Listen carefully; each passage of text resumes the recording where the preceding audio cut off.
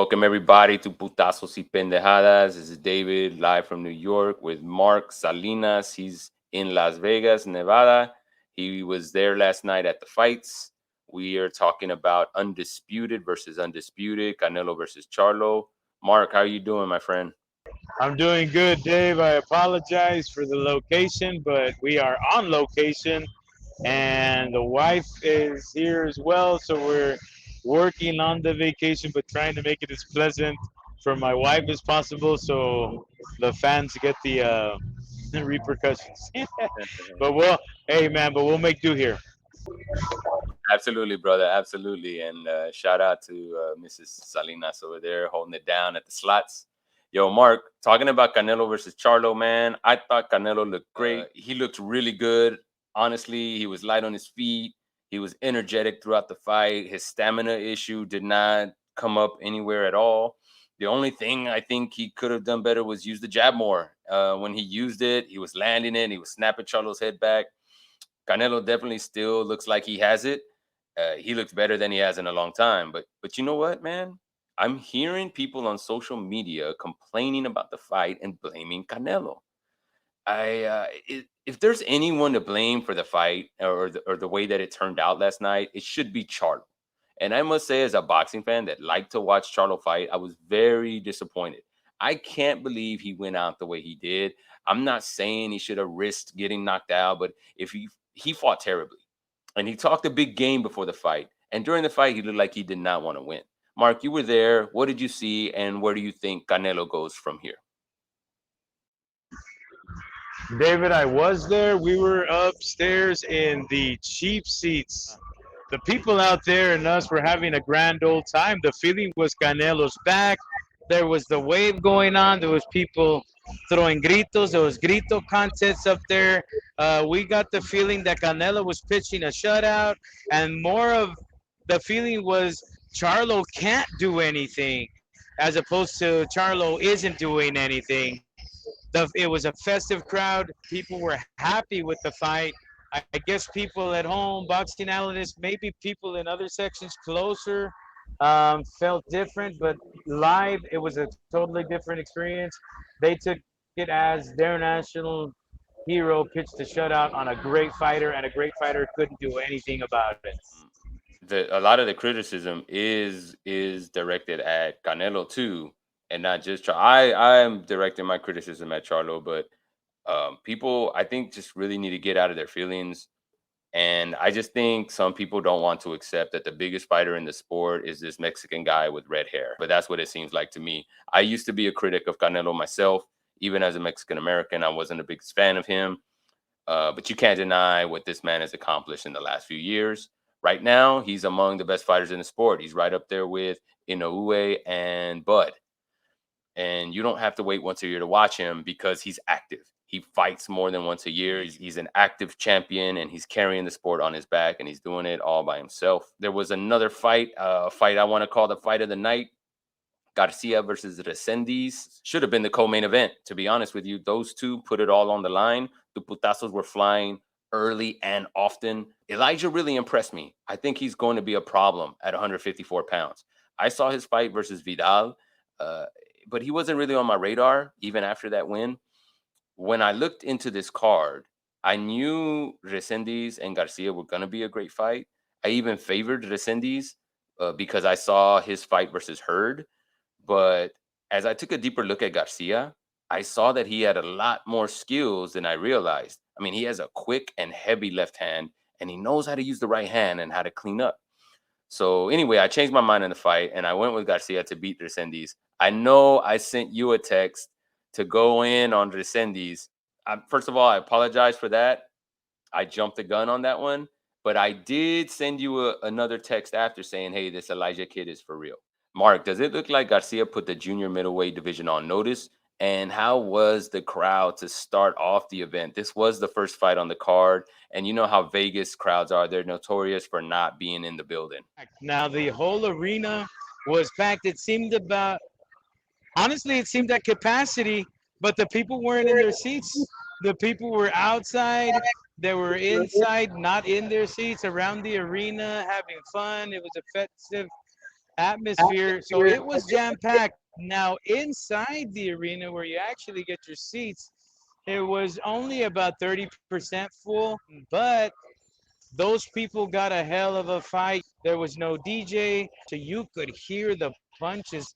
And we all thought around there, most people to go to these events are boxing heads, so they know boxing.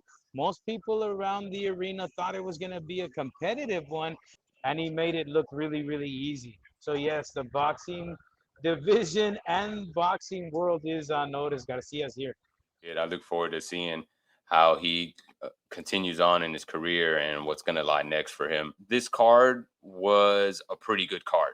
I didn't feel cheated, and it's the first time in a long time I hadn't felt cheated on a pay per view watching the undercard.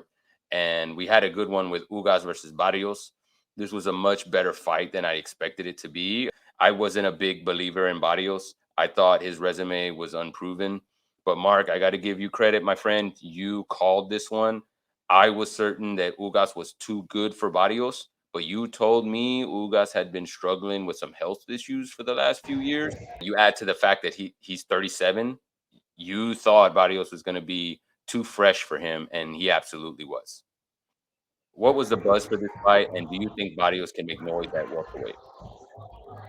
Yeah, look, Barrios is a journeyman. He's a champ. I don't know if was he a world champ, David? He's a champ. He was a champ at one point, right? He held a title, but he wasn't officially a world champ. Right. He didn't beat a champ, but he's had a world title. He's been in there with a lot of tough guys. He's been around. He's a pro. He's a pro's pro. So I knew he could take advantage of this. Ugas has been struggling for the past few years. It's some type of intestinal issue he has. That's why he's always very skinny.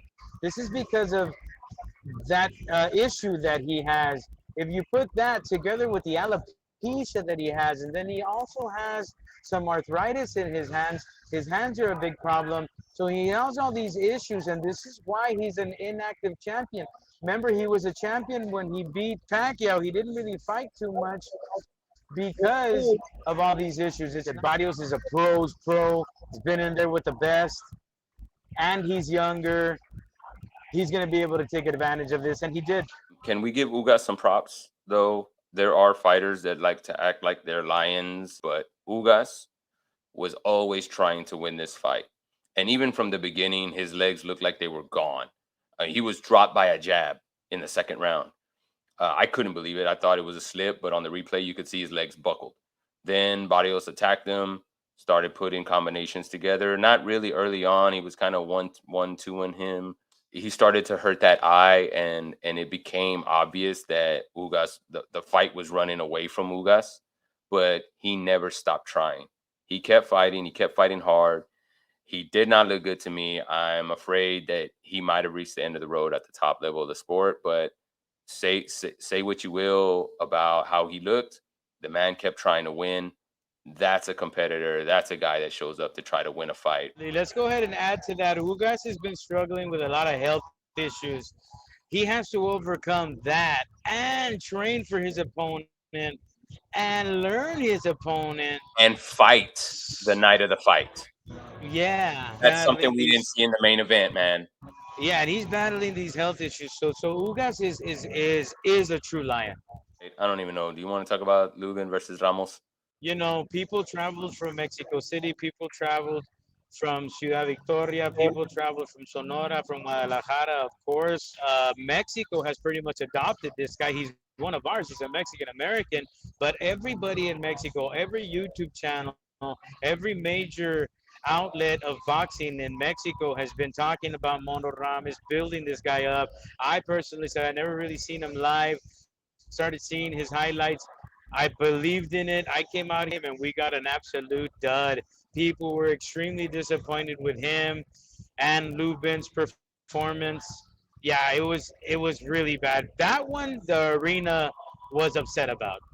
I thought it was the most disappointing fight of the evening. I was expecting more from both of these. I actually was very excited for this fight. I thought it was going to be one of those barn burners, but I got to put the blame on Ramos, man. I think this fight was there for him to take. Lubin looked like he did not want to get into those deep waters. He felt Ramos's power early enough in the fight, and he decided he didn't want to engage. He wanted to keep Ramos on the outside, and all Ramos did was stay on the outside. And there were some occasions where he got him against the ropes, and that's where he had a lot of success. And Lubin looked like he could not handle that. I was expecting Ramos to press the issue more, but he didn't. I thought that he was going to be able to really push this top 10 junior middleweight veteran, and he did not. He simply just was happy walking around the ring, following him with his gloves up in the air. I think he dropped the ball. He missed a huge opportunity to have a good performance as the co-main event to Canelo. Think about the audience that this is going to attract. Probably hundreds of thousands of people on pay-per-view are watching this. You know, he had a special slot as the co-main, and he dropped the ball.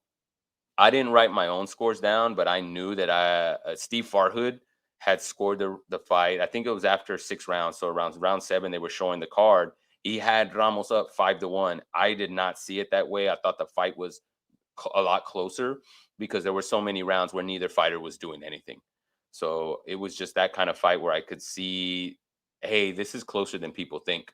No. Again, like I said, there were close rounds. You might have thought Ramos won that round, and I could give you an argument where I thought Lubin won the round. It was that kind of fight because they did basically nothing.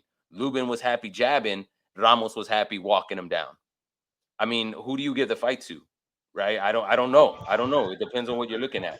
We That we said, did we did see an absolute boring fight in the arena. We did see an absolute boring fight, but everybody was in agreement. We all thought he was putting the pressure. Maybe he didn't throw a lot of punches, but he threw more punches, putting on the pressure. There was no doubt in anybody's mind that it was a landslide on Ramos' side. So when I saw this, and you know I don't use this word loosely, I thought it was a robbery. When I heard him say 91 punches, that's when I decided not only did they get it wrong, this is an absolute robbery. This one is a robbery, and I don't use it loosely. I didn't use it on the big fight we won't talk about that you keep mentioning that everybody says was a robbery. People, watch this fight. This was a robbery. It's no. hard to Don't watch. watch this It was fight. very boring. Don't watch. No. Don't watch this fight. No. This has a clear definition of a robbery because of the inactivity.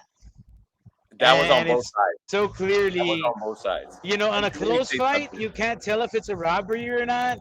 But with the fight that has inactivity and is one-sided, it's a robbery. Before we wrap up here, we'll settle these questions out when we get back on some other shows. I'm on location, but wanted to get back to the main event really quick and just ask you something. I want to ask you something really quick here before we end this.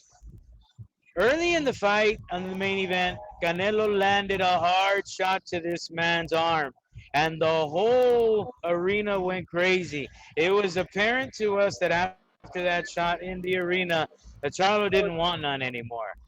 We didn't see it as Charlo losing any will to fight, just he lost the fight in that moment, and there was nothing he could do. Why are you so upset on Charlo?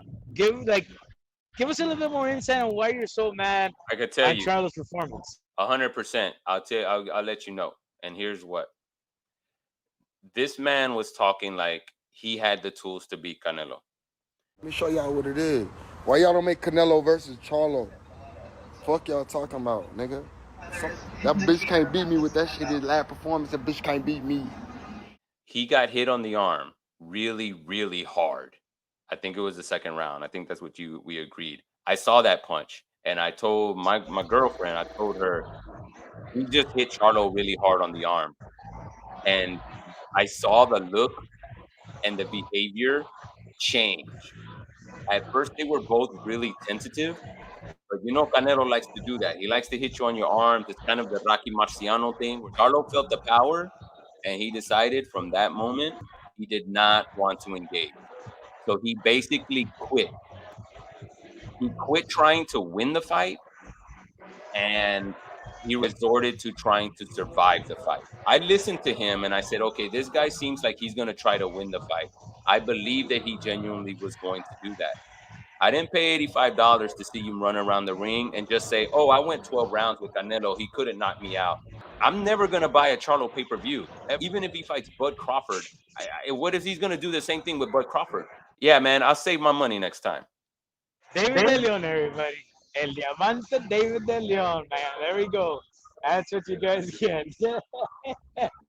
And you asked, I bro. gotta You run asked, out. man. You asked. I had to tell you. Hey, we got it, and we got it. We're out. We're gonna win ourselves $1 million. David, thanks, man. Everybody, I'm sorry. I had to do the show under these circumstances. David usually prides himself in really putting a lot of effort into our videos. Thank you, guys. No, it looks cool, bro. Here's the I'm watch seeing right all here. the. I'm looking at everybody. Hey, this is Salinas. And David, thank you very much, guys. Thank you. All right, man. Peace out, Mark. Give him that one jab combo that Charlo did all night. Do the jab jab. Give him like, comment, and subscribe. There you go. The Charlo special. All right, man. We'll see you guys. Sale, vale. Putazos y pendejadas.